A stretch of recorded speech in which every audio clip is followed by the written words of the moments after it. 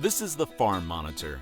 For over 50 years, your source for agribusiness news and features from around the Southeast and across the country, focusing on one of the nation's top industries, agriculture. The Farm Monitor is produced by one of the largest general farm organizations, the Georgia Farm Bureau. Now here are your hosts, Ray DeLesio and Kenny Bergamy. All righty, welcome to another adventure known as the Farm Monitor. As you just heard, he is Kenny, I am Ray. You got Dean working the control room. John and Damon will be along in just a few short minutes. But first, Mr. B, the rundown, if you will. Yeah, I will indeed. Coming up, join us for a trip to the North Georgia mountains to learn how last year's disappointing apple crop actually benefited this year's pickings. Also on the program, title, Referendum B. Subject, taxes and agriculture. Description, expands a property tax exemption to include merged family farms, dairy products, and eggs. It's somewhat complex, but we're breaking it down for you so you'll know how to vote next month. And then later, chances are Georgia isn't the first state that comes to mind when you think of bourbon, but these three business owners at least want it to be a part of the discussion. And the ways they go about making their product using ingredients right from their farm is pretty unique. These stories and so much more start right now. Coming off a disastrous 2021 in which their entire crop was wiped out by a late freeze, this time around, apple producers enjoyed a near-perfect growing season. That means you pick operations like B.J. Reese Orchards in Gilmer County are opening up their gates for a little fall fun and some world-famous treats. Damon Jones has the story. At long last, apple orchards in North Georgia are back up and running and the trees are overflowing with fruit. This following a rough year in which growers watched a late freeze decimate a promising crop and bring business to a standstill. Well, last year we lost our whole crop cold weather in April. It killed them in April. So I think that strengthened the trees and allowed us, and the weather was good in April too this year, so that allowed us to have a good crop of apples this year. Apple picking starts the first day of September, so we have a lot more varieties first day of September. And this year is one of the best crops we've had, so we still have a lot of apples. While the season might only last a few months, keeping these orchards and the more than 30 different varieties that are produced here in peak condition is a year-round task. We, in November, we start pruning apple trees. November, December, January, February, we're always pruning apple trees, and we push up the old trees and we plant new ones, and in February and March we're planting new trees.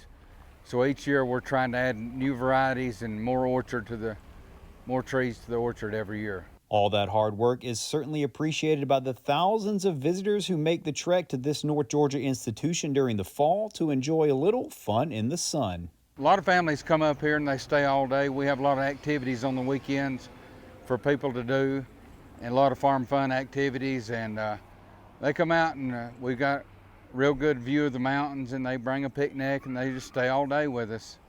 They love coming to pick their own apples and just hiking through the orchard. You get exercise by walking around the farm, and you get to just enjoy God's creation, get to enjoy the outdoors, and it's just we've never had anybody not be satisfied when they leave. And a big reason for that is this highly acclaimed bakery that has customers lined up around the store in order to get their fill of these sweet treats. We're known for our good fried apple pies, world famous fried apple pies. So we have a good bakery, and we have some new items in it that's doing real good. And we've played with the recipe. My wife has over the years, and that's one of the things we're known for is our world famous fried apple pies. That's just one example of what makes this business such a joy for the Reese family to operate, as each member works hand in hand to make it such a success. Well, it's a family business. My dad, B.J. Reese, started the farm back in the 60s, and me and my wife and my kids run it now, and we just a family-run operation. We get to work and make a living, and plus we get to spend time with our families. Reporting from Gilmer County, I'm Damon Jones for the Farm Monitor. Well, fall is here, and with Thanksgiving on the horizon, you might be in the early planning stages of your holiday meal. Well, surprise, surprise, American Farm Bureau Federation economist Barrett Nelson says you can expect higher prices for turkey and eggs. According to Nelson, disruptions in the supply chain are partially to blame. Another factor, avian influenza. The first case of HPAI in a commercial or backyard flock since the outbreak in 2015 occurred on February 8th. Now we're starting to see a resurgence with another case August 26th. Since that date, there have been 23 cases of high pathogenic avian influenza. And so as this has crept up, we started to see some concerns about turkey supplies. The good news is that fall HPAI detections are well below these spring numbers. And while there should be enough to go around for Thanksgiving, pressure will keep these prices high with supplies forecasted lower and demand forecasted to increase for 2023. As a result of this most recent legislative session, when voters head to the polls in Georgia next month, they'll see a referendum on their ballots that's meant to help Georgia farmers and farm families. However, as our John Holcomb reports, although it pertains to agriculture, the decision ultimately has an effect on every Georgian. This November, agriculture will be on the ballot here in Georgia, as voters will have the chance to decide on a referendum that would help Georgia farm families. Referendum B, as it's listed on the ballot, would eliminate ad valorem taxes for merged family farms when purchasing equipment, land, and other inputs for their operations, something that's currently only an option for individual family farms. Currently, if two family farms go into a partnership with one another and they're not related, they are no longer able to take advantage of that ad valorem tax exemption that they previously received individually. So this referendum B, which will be on the ballot in November, has the potential to change that and allow family farms that partner with one another to share the burden of those costs on certain equipment and farm products, allow them to still receive that ad valorem tax exemption that they had previously. Georgia Farm Bureau, along with the Georgia Agribusiness Council and other groups, believe the measure is crucial for the survival of family farms here in Georgia, as it more accurately reflects the structure of farming operations here in the state, especially in a time when costs of production have risen year over year and returns have been stagnant. If an individual family farm should qualify for these exemptions, then two entities that qualify individually that form a partnership, we believe that they should too. We know that farming in Georgia and farming everywhere has gotten really expensive. If you look back at what a piece of equipment cost in the 70s and 80s versus what it costs now, there's an extreme difference. They've gotten much more expensive, but at the same time, commodity prices have stayed relatively the same. If you look at some of the new row crop equipment, I mean, you're talking about $1 million for a combine. Well, if you don't have enough land to justify that, but you could form a partnership with your neighbor and purchase that combine that you would need, that makes sense to us. That's something that we see a lot of value in, allowing farmers to work together, to be smarter, to be more efficient, and be able to keep these small family farms that we really believe are the backbone of the agribusiness industry in the state, keep them in operation and keep them able to stay on that farm. However, according to Matthews, Georgia farming families aren't the only ones that would benefit if the measure were to be approved by voters. Not only does passage of referendum B, or would passage of referendum B, benefit family farms, but it also benefits the Georgia consumer. Lower upfront cost to a farmer is in turn going to mean lower cost to Georgia consumers on the things we rely on every day, our food, clothing, and shelter. It's also very important for new and beginning farmers.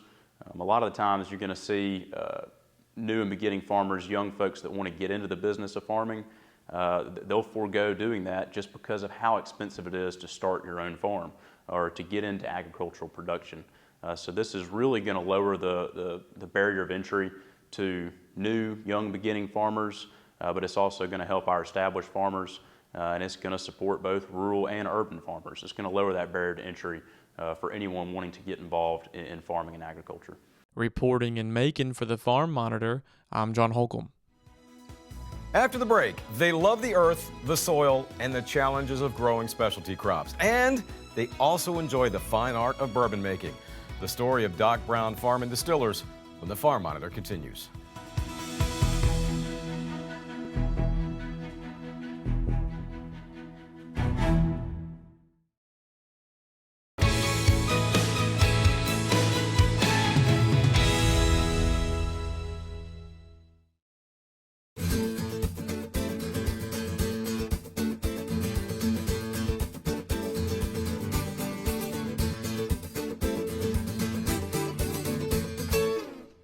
There's a lot to learn about Georgia sweet corn. First cultivated by Native Americans more than 7,000 years ago, corn is now grown on every continent in the world except for Antarctica. Not all corn is the same. Sweet corn is a vegetable we buy and eat fresh from the farm. Field corn is a starchy grain like rice or wheat, used in breakfast cereals and baking. While field corn plants can grow up to 10 feet tall, sweet corn plants are several feet shorter. Corn is picky about soil. During the winter, the farmer must work compost into the soil to provide extra nutrients. Seeds are planted in the spring, 2 weeks after the last frost. Corn is planted in rows, with seeds about 4 to 6 inches apart. Later, the farmer will thin the new plants to increase the spacing 8 to 12 inches. Because the roots stay near the surface, corn needs regular watering to maintain consistent soil moisture, especially in dry conditions. Some types of corn can grow very fast. The crop might be ready for harvest in just 60 to 90 days. Sweet corn is a high-yield crop. 1 acre of land can produce up to 14,000 pounds of sweet corn. The pickers walk along in front of a machine that kind of looks like an airplane. They throw the ears of corn up to the packers above. A transport vehicle attaches and moves with the packers and is loaded with the filled crates of sweet corn as they move through the field. Did you know that an ear of corn always has an even number of rows? Sweet corn can be yellow or white in color. There are about 800 kernels on an average ear of corn, and there is 1 strand of silk for each kernel. Sweet corn is a gluten-free, cholesterol-free food with natural sugars and starches. It is moderately high in calories, but much lower than field corn and other cereal grains. It's also a great source of A and C vitamins, and it contains healthy minerals, antioxidants, and dietary fiber. Fresh sweet corn is delicious in salads and recipes. Steamed or grilled, you can eat it right off the cob. Remember to bring home some fresh Georgia sweet corn next time you go to the market. Well, whether you say Sonoya or Sonoy, like the locals, is entirely up to you. But know this, in Sonoy, there is a group of individuals harvesting Georgia-based products grown right there on the property and turning them into the finest bourbon one has ever tasted. Together, they're the foundation for Doc Brown Farm and Distillers. Now, if spirits aren't your thing, completely understandable. This story, though, isn't about the consumption of alcohol. Instead, it's about the time, dedication, and resources it takes to make that bourbon. Resources, by the way, first used by Native Americans. And having seen it firsthand for myself, I can say without a shadow of a doubt, bourbon farming really is an art form.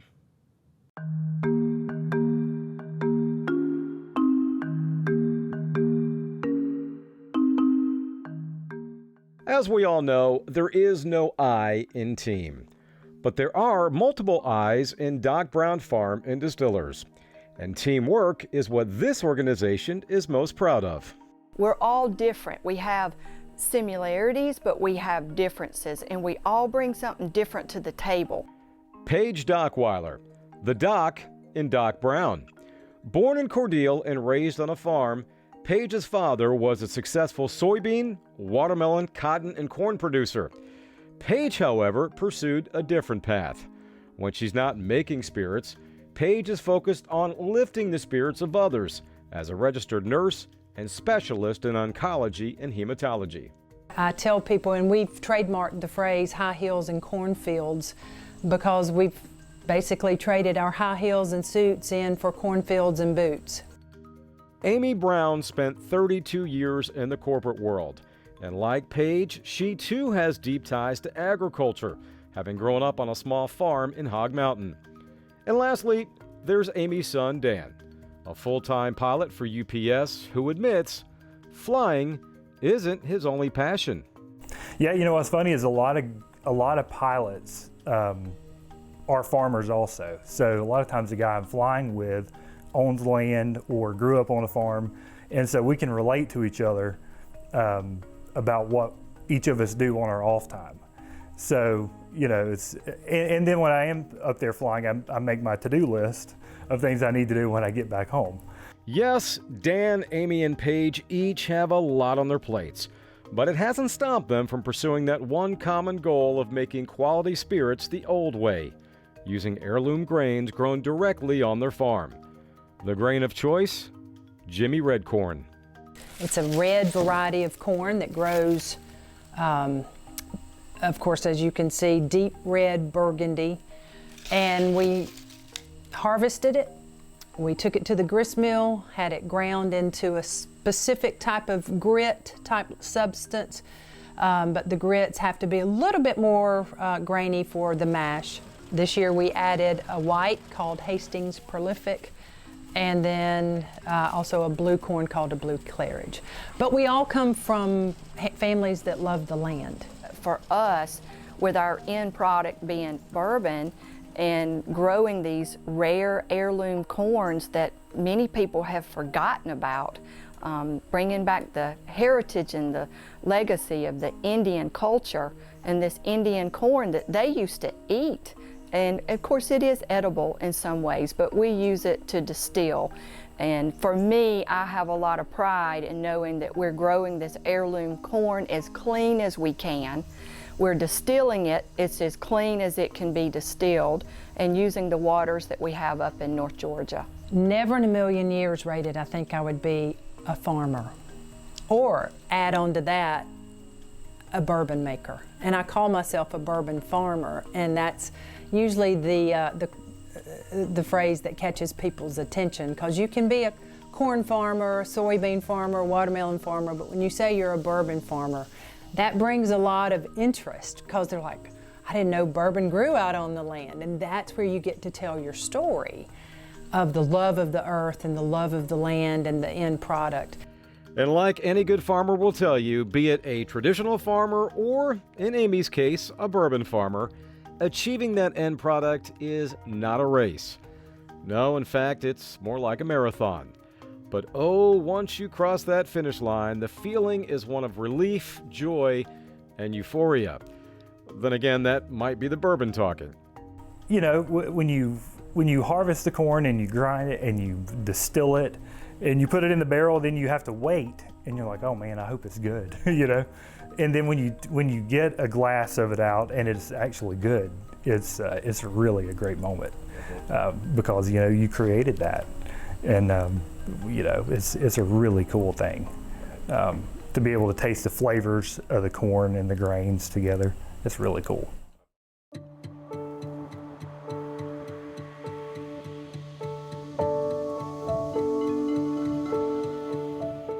When people think of bourbon, this is no offense, they think, oh, Kentucky.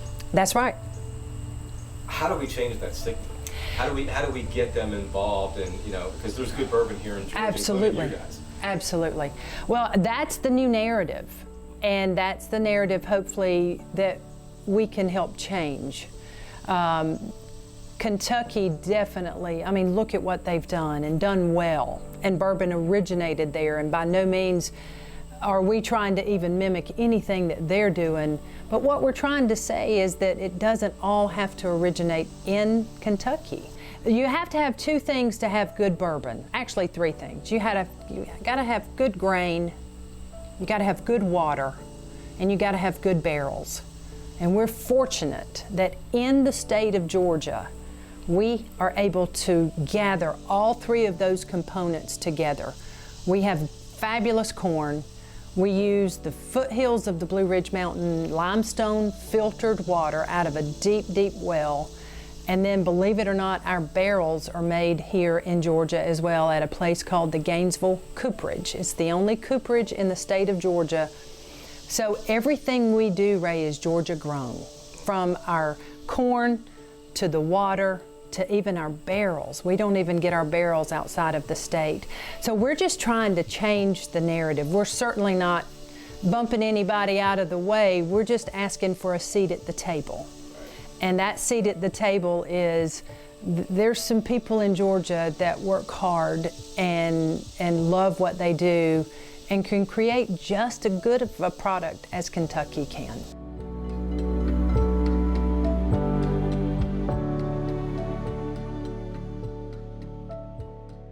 Good times, and no, I did not take home any samples. I was well behaved. Scout's honor. Up next, climate solutions from USDA and how America's farmers and producers are leading the way.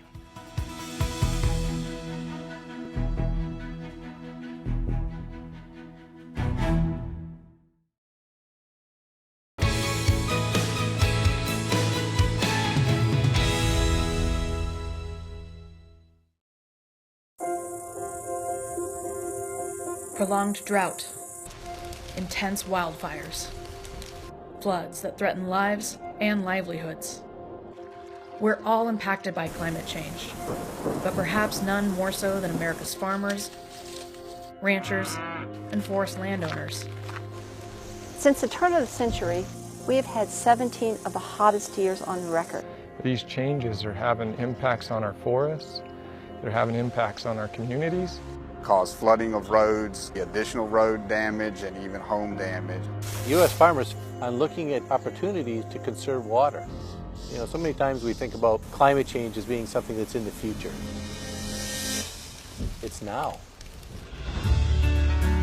It's true that agricultural production is a source of greenhouse gas emissions. But climate-smart agriculture has an incredible potential to reduce emissions, sequester carbon, and help deliver lasting solutions to the climate crisis. America's producers are already leading the way. In recent years, carbon stored in cultivated cropland soils increased by more than 8.8 million tons annually, thanks to their voluntary conservation efforts. The next decade is critical to the fight against climate change, creating a once-in-a-generation urgency for climate action right now. Our farmers, ranchers, and forest landowners are ready, and at the U.S. Department of Agriculture, we're here to support every step of the way. The conservation programs made possible by the Farm Bill and supercharged by the Inflation Reduction Act enable USDA to deliver unprecedented support to producers who want to implement climate-smart practices like no-till, cover crops, prescribed grazing, and silvopasture. This investment, along with technical assistance from USDA and partners on the ground, empowers farmers to strengthen their operations' resilience to climate-related disaster events, while leveraging their land's potential to sequester and store carbon.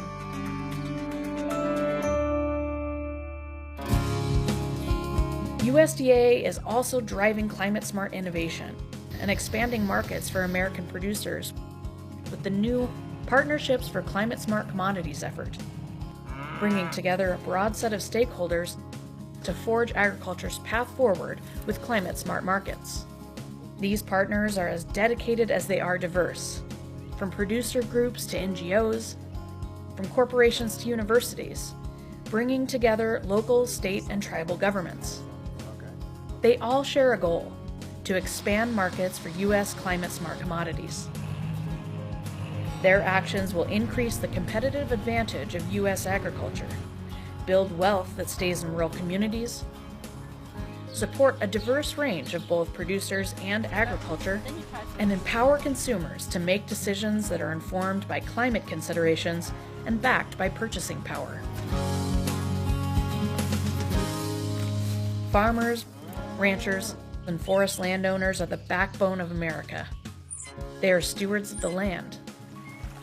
They feed and clothe the world sustainably and affordably. And though climate change is making their jobs harder than ever, the Biden-Harris administration is investing in innovative, lasting efforts to strengthen our working lands, reduce greenhouse gas emissions, sequester carbon, and lead the world in delivering voluntary, incentive-based, market-driven climate solutions.